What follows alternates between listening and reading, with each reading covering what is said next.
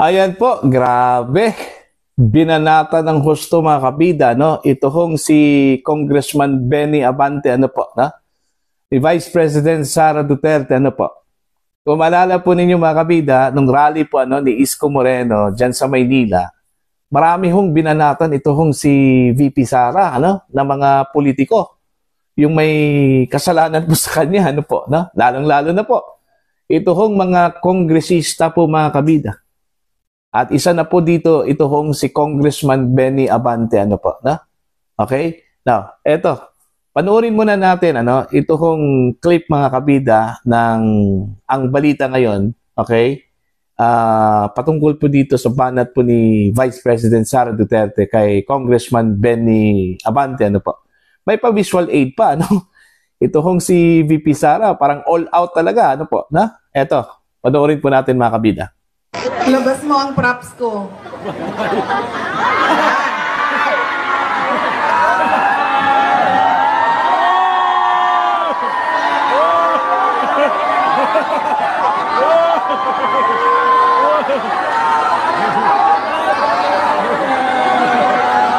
Ay, anong distrito tayo? Sinong congressman natin? Ama, nasa tamang distrito ako, Joey. District 6, Syudad ng Maynila, Congressman Joey Uy. Tama ko, no? Anong sinasabi niya sa inyo? Naisahan ko kayo. Ako meron, kayo wala. Ay, ano nga ba distrito ito? Sino nga ba congressman natin? Anong tawag sa ganitong tao, mga anak? Walang? Oh, klaro yan ha? At kanino siya walang respeto? Sa mga tao! Sa inyo. Durog siya sa inyo siya walang respeto. Hindi. Ako nakaupo. Kayo nagugutom. Ay! Ano nga bang distrito ito? Sino ang congressman natin? Klarong-klaro na yan ha. Oy! Oy! Oy! Oy! Oy! Congressman, wag na wag mo ilalabas yung dila mo. Pakita mo ngipin mo. Yan. Ano nyo? Nakasmile. May respeto sa tao. Smile. Nakaganti rin si Inday. Balita ko, mabait daw yung kandidato ninyo dito. Papakita ng ngipin, nagsasmile. Ano nga ba distrito natin? Sino nga ba congressman natin? Okay. Nasa 6th district ako ng Syudad ng Maynila. Ang congressman dito ay si Joey Uy.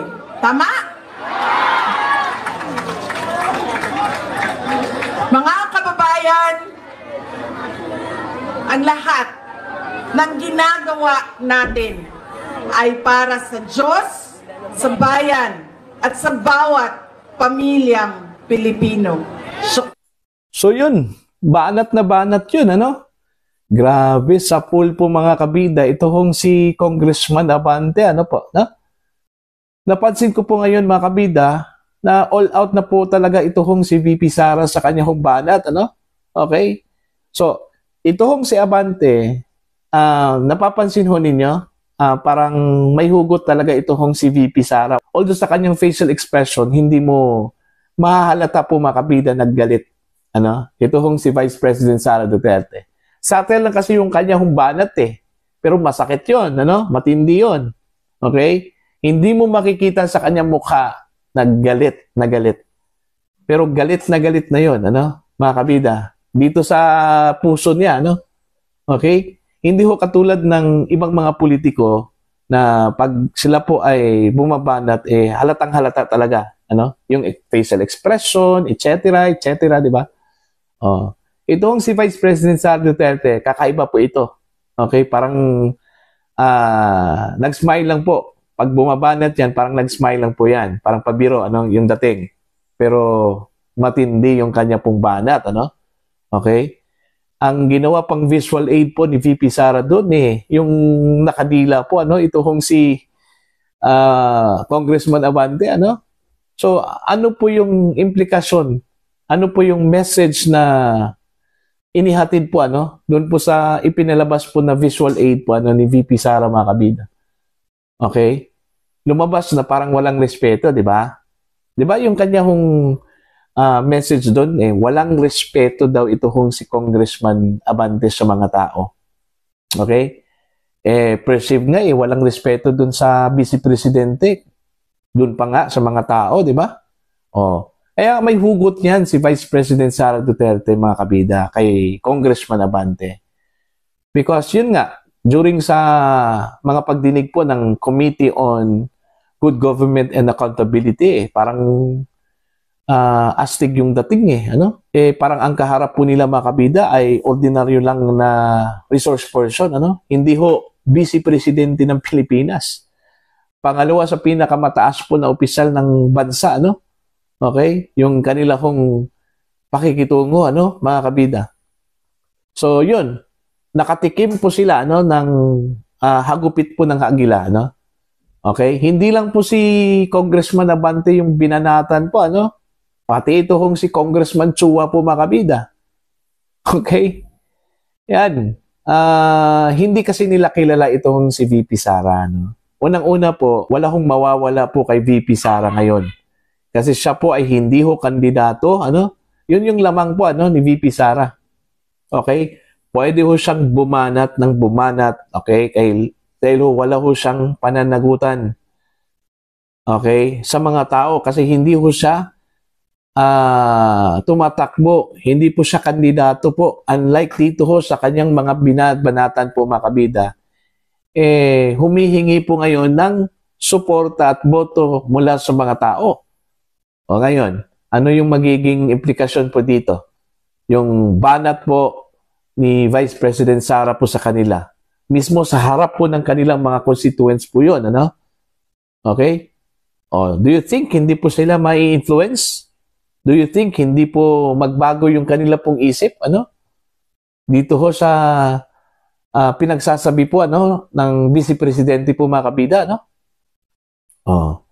Yun yung hindi ho na-anticipate ng mga kandidato, ano? Lalong-lalo na ito hong mga kongresista po natin, mga kabida. Ang tingin kasi nila po kay VP Sara, parang wala lang. Parang walang clout, ano? Parang walang influence, ano? Isang babae lang po, ano? Pero antindi. Pag rumeshback, ano? So, ang nangyari, rumeshback po. Ito hong si Vice President Sara. Ang tingin ko po, isa-isahin talaga ni VP Sara ito hong mga kongresista na bumabalahura po sa kanya hong pagkatao po, ano, mga kabida. Yung sinabi nga niya, nung binanatan po niya si Congressman Chua, ang sabi po niya, sinira, okay, nila yung pangalan po ni VP Sara, no? Dahil lang po dun sa mga iligasyon na wala pong katuturan.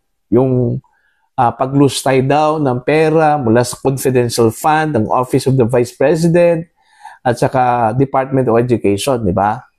O, see? Yung mga pinalitaw po nilang ebidensya ng mga pangalan na hindi naman daw totoo, yung mga gawa-gawa ng mga pangalan na hindi naman po makikita dun po sa listahan po ng Philippine Statistics Authority, ano? Hindi po nila alam na sinadya yon kasi ho, confidential funds nga. Oh. Yan ang hindi po nila maintindihan, yung confidential funds. Confidential in nature nga Kasi confidential fund. Bakit mo ilalagay yung totoong pangalan po doon? Okay? Tapos ini-insist po nila na meron pong nangyari hong pagnanakaw at paglustay po ng pera ng taong bayan, ano? O titingnan na lang po natin dyan po sa impeachment trial po, mga kabida, kasi ho, kung maalala po ninyo, the other day, parang confident ito hong si VP Sara po, ano, na mananalo po ano, sa impeachment trial po. Ano. Okay? So yun po. Sa mga bumabalahura po sa kanyang pagkatao, abangan po ninyo yan, si VP Sara sa inyong lugar. Ano? Yung mga kongresista dyan, okay, na nasa target po ni VP Sara, nasa listahan po ni VP Sara. Okay? Tapos na po yung si Chua, tapos na po yung si Abante, ano? Okay? Yung iba na naman, okay? Isa-isahin kayo. Pupuntahan kayo dyan sa inyong mga lugar at ikakampanya po kayo na hindi ho iboto ng inyong mga constituents. Okay.